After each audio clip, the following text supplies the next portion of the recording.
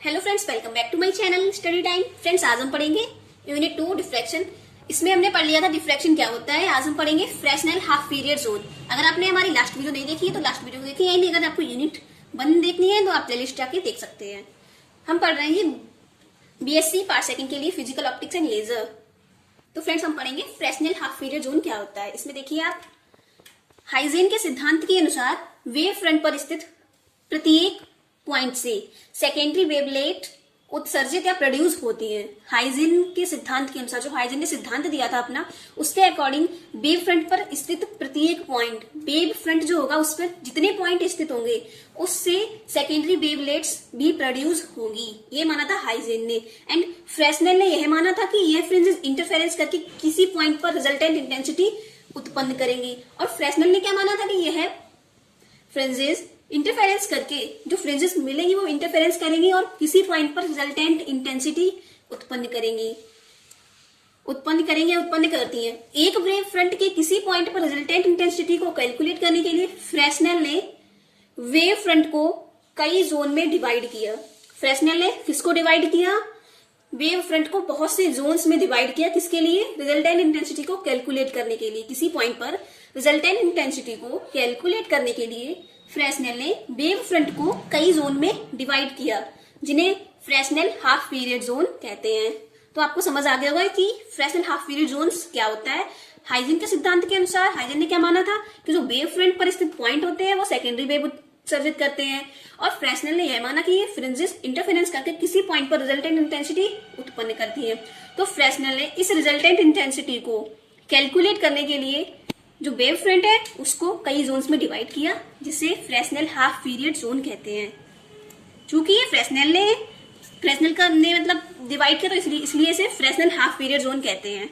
अब हम देखेंगे इसकी कंस्ट्रक्शन क्या होती है एंड वर्किंग। तो देखिए फ्रेंड्स, इसकी देखेंगे construction of half period zone. यहाँ पे आप ये भी लिख सकते हैं construction of Fresnel half period zone. इसमें क्या करेंगे, डायग्राम जो होगा उसके अकॉर्डिंग ही कंस्ट्रक्शन लिखी जाती है।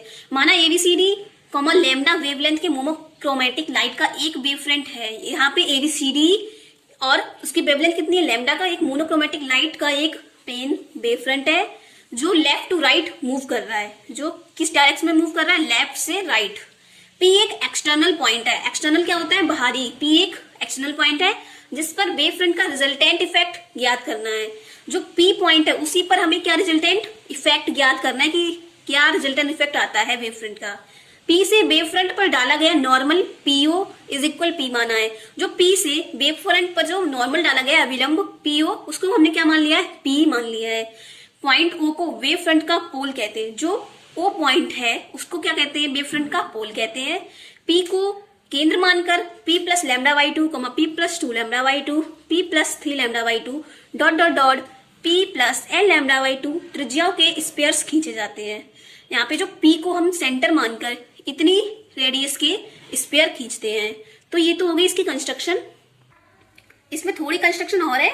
वेव फ्रंट के द्वारा इन स्पेयर के सेक्शन कोसेंट्रिक सर्कल में के रूप में प्राप्त होते हैं। जो वेव फ्रंट के द्वारा स्फीयर की सेक्शंस कोसेंट्रिक सर्कल्स, छोटे छोटे सर्कल्स में प्राप्त होते हैं, जिनके सेंटर ओ होते हैं। फर्स्ट सर्कल का area first half period zone कहलाता है, तथा फर्स्ट तथा सेकंड सर्कल के area second half period zone कहलाता है, और सेकंड व थर्ड के बीच का area third half period zone कहलाता है। मतलब आपको यहाँ पे समझना है कि जो फर्स्ट और सेकंड के बीच का जो एरिया होगा वो क्या कहलाएगा? सेकंड। और सेकंड और थर्ड के बीच का जो एरिया होगा वो क्या कहलाएगा? थर्ड हाफ पीरियड जोन कहलाएगा। तो इसका ये है डायग्राम। देखिए आप यहाँ पे ये एबीसीडी एक वेव फ्रंट है। इसमें यहाँ पे ये एक ओ पॉइंट माना है और एक्सटर्नल पॉइंट क्या है? पी। बाहर है ये एबीसीडी वेव फ्रंट है, उसके बाहरी तो पॉइंट है, तो इसको एक्सटर्नल पॉइंट बोला है पी। तो यहाँ पे ये ओ पी एक लंब डाला गया है, जिसकी इतना ये क्या मान लिया गया है? पी मान लिया गया है। और जो ये सर्कल्स बनाए गए हैं उनकी पी को तो ऐड किया ही गया है यहाँ पे, और उसमें क्या ऐड किया गया है? Lambda by 2 lambda by 2। जो यहाँ पे आप देख रहे हैं इतना, ये वाला कितना है? पी है। जो सेकंड वाला है ये कितना है? पी प्लस लैम्डा बाई 2 है।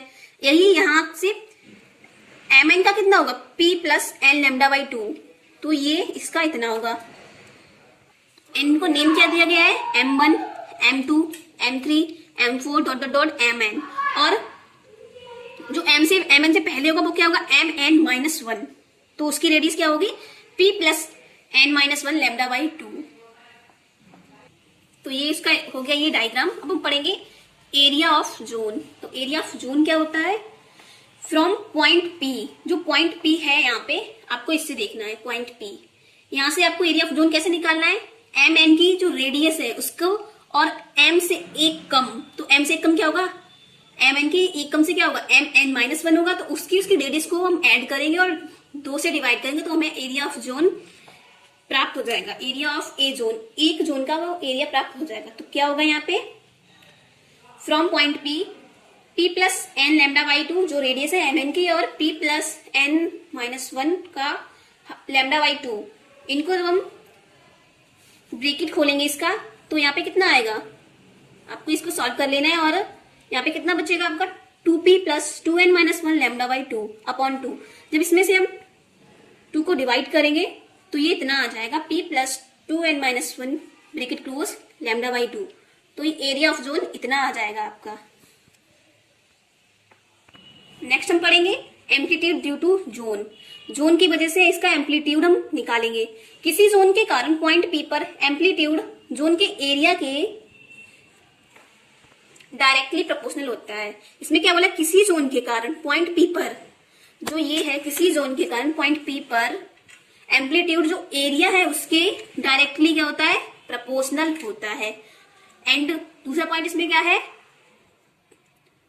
पॉइंट P से जोन की औसत दूरी इनवर्सली प्रोपोर्शनल होता है। जो पॉइंट P से जोन की औसत दूरी के इनवर्सली प्रोपोर्शनल होता है। और ऑब्लिक्यूट फैक्टर 1 प्लस कॉस थीटा की डायरेक्टली प्रोपोर्शनल होता है, जहां थीटा जोन से पॉइंट P को मिलाने वाली लाइन तथा पॉइंट P से वेव फ्रंट पर डाले गए नॉर्मल के बीच का एंगल है। जो थीटा है किसके इसके बीच का एंगल है, जोन से पॉइंट P को मिलाने वाली लाइन तथा पॉइंट P से वेव फ्रंट पर डाले गए नॉर्मल के बीच का एंगल है। आपको इसको नोट कर लेना है अच्छे से। अतः एंड जोन के कारण पॉइंट P पर एम्पलीट्यूड, आपने जो ऊपर पढ़ा था बस आपको यहीं पे लिखना है कि इसकी रेडियस क्या होती है, डायरेक्टली प्रोपोर्शनल होती है एरिया ऑफ जोन के, और क्या होती है, प्रोपोर्शनल होती है इसके थीटा के, जो 1 प्लस कॉस थीटा n इसके प्रोपोर्शनल होती है। अपॉन में क्या है, average distance of nth zone, total average distance of zone. तो फ्रॉम पॉइंट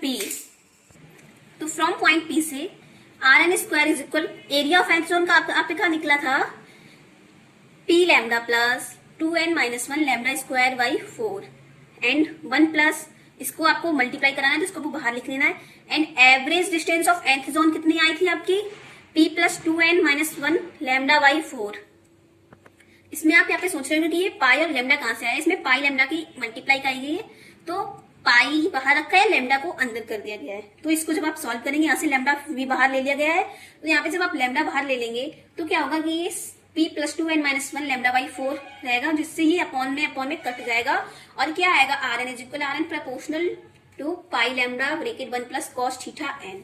हिंस जोन का ऑर्डर बढ़ने पर थीटा एन का मान भी बढ़ेगा। यहाँ पे क्या बता रहे हैं कि जोन का अगर ऑर्डर बढ़ेगा तो थीटा एन का मान बढ़ेगा, बिकॉज ये प्रोपोर्शनल है। प्रोपोर्शनल में जो कुछ अगर इस साइड वाली वैल्यू बढ़ेगी तो ये भी वैल्यू बढ़ेगी, अगर ये घटेगी तो ये भी वैल्यू घटेगी। इस प्रकार जोन का ऑर्डर बढ़ने पर पॉइंट P पर जोन के कारण एम्पलीट्यूड कम होता है। इस प्रकार जोन का ऑर्डर बढ़ेगा तो पॉइंट P पर जोन का एम्पलीट्यूड क्या होगा, कम होता जाएगा। तो ये हो गया इसका एम्पलीट्यूड ड्यू टू जोन। तो फ्रेंड्स आज के लिए बस इतना ही। आज हमने क्या पढ़ा, फ्रेसनेल हाफ पीरियड जोन, उसका area of zone and amplitude due to zone. तो फ्रेंड्स मिलते हैं नेक्स्ट क्लास में। वीडियो अच्छी लगे तो लाइक करें एंड अपने फ्रेंड्स के साथ शेयर करें। So friends, thank you for watching.